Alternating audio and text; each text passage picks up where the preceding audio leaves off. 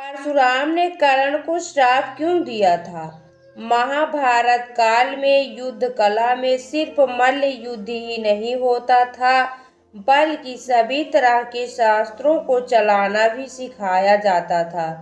इसमें खास रूप से तीरंदाजी पर जोर दिया जाता था। कर्ण जानता था कि परशुराम सिर्फ ब्राह्मणों को अपने शिष्य के रूप में स्वीकार करेंगे।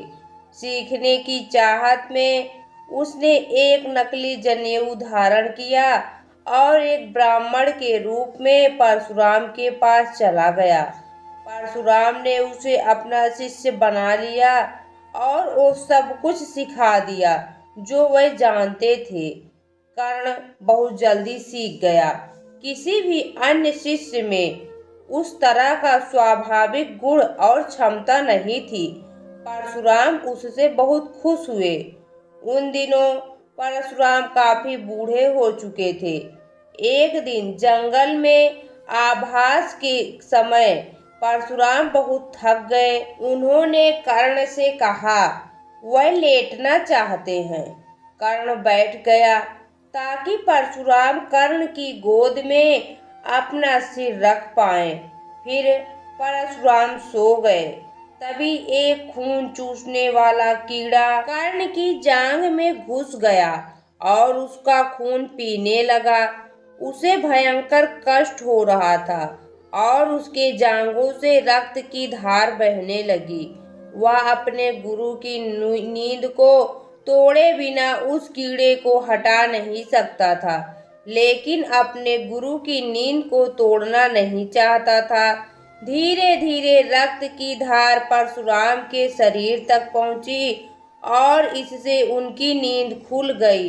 परशुराम ने आंखें खोलकर देखा कि आसपास बहुत खून था। परशुराम बोले, ये किसका खून है? कर्ण ने बताया, यह मेरा खून है। फिर परशुराम ने कर्ण की जांघ पर खुला घाव देखा।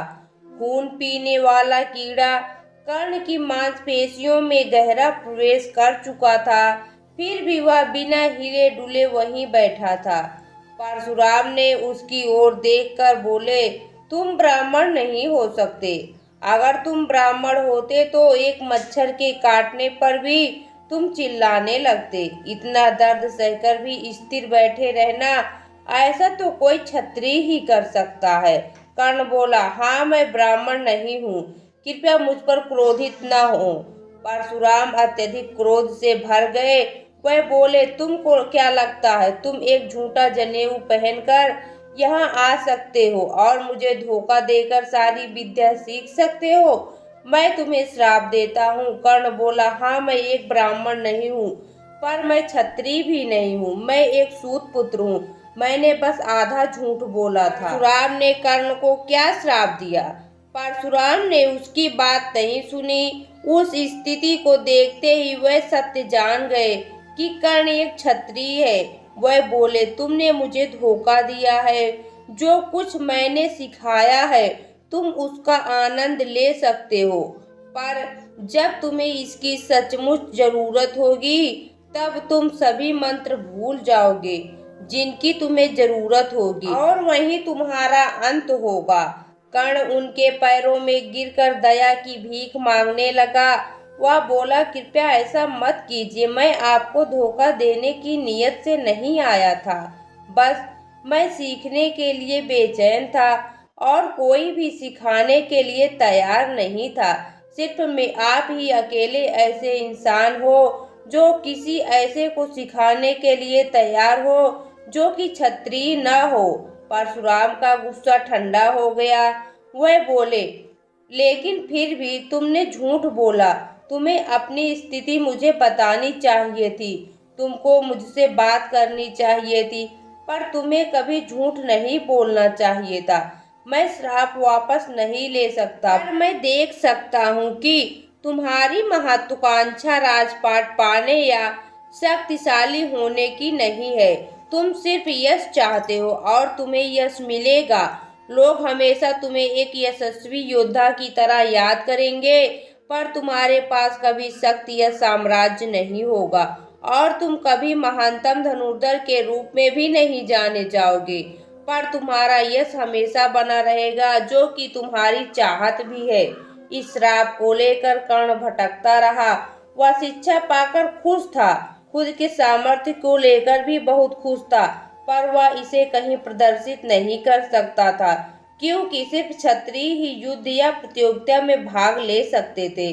वह आंखें बंद करके किसी भी चीज पर निशाना लगा सकता था, पर अपने कौशल को प्रदर्शित नहीं कर सकता था। उसे बस यश की चाहत थी और उसे यश प्राप्त नहीं हो रहा था। उदास होकर वो दक्षिण पूर्व की तरफ चला गया और समुद्र के किनारे जाकर बैठ गया।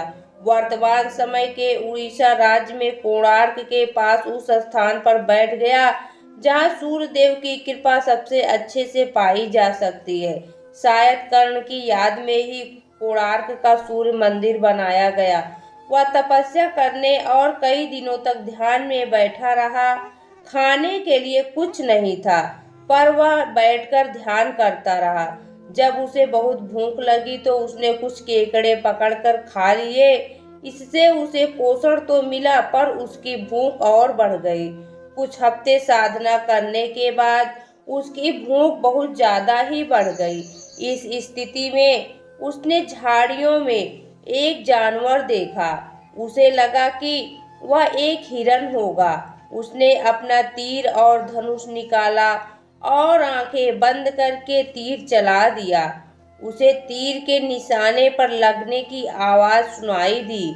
वह मांस से अपनी भूख को शांत करने की कल्पना करने लगा, पर झाड़ियों में जाने के बाद उसे पता चला कि वह तो एक गाय थी। वह भयभीत हो उठा। आर्य गौ हत्या को सबसे बुरा कर्म मानते थे।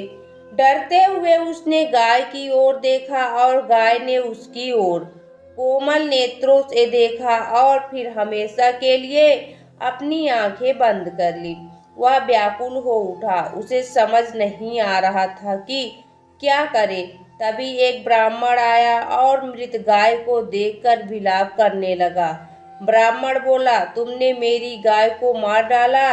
मैं तुम्हें श्राप दूंगा। तुम एक योद्धा लगते हो, इसलिए मैं तुम्हें श्राप देता हूँ कि रणभूमि में जब तुम बहुत मुश्किल स्थिति में होंगे, तब तुम्हारा रथ इतना गहरा धंस जाएगा कि तुम उसे बाहर नहीं निकाल पाओगे, और तुम तब मारे जाओगे जब तुम असहाय होगे, ठीक वैसे जैसे तुमने इस असहाय गाय को मार डाला। कर्ण उसके पैरों में गिरकर बोला, कृपया क्षमा करें, मैं बहुत भूखा था। मुझे पता नहीं था कि वह एक गाय है। अगर आप चाहें तो मैं आपको 100 गायें इसके बदले में दे सकता हूँ। ब्राह्मण बोला, ये गाय मेरे लिए बस एक जानवर नहीं थी, ये मुझे सबसे अधिक प्रिय थी। मेरी मृत गाय के बदले दूसरी गाय देने के इस प्रस्ताव के लिए मैं तुम्हें और भी ज्यादा श्राप देता हूँ। दोहरे श्राप के साथ कर्ण आगे बढ़ा। उसे पता नहीं था कि उसे कहाँ जाना है।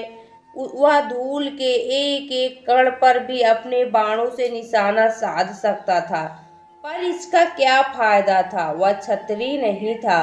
कोई भी उसे प्रतियोगिता में शामिल होने नहीं देता। युद्ध में शामिल होने की तो बात ही नहीं थी। वह बिना किसी लक्ष्य के यहाँ से वहाँ भटकता रहा। दोस्तों, आपको यह पौराणिक कथा कैसी लगी कमेंट बॉक्स में ज़रूर बताएं। वीडियो को लाइक करें, शेयर करें और हमारे चैनल को सब्सक्राइब करना न भूलें। वीडियो देखने के लिए आपका बहुत बहुत धन्यवाद।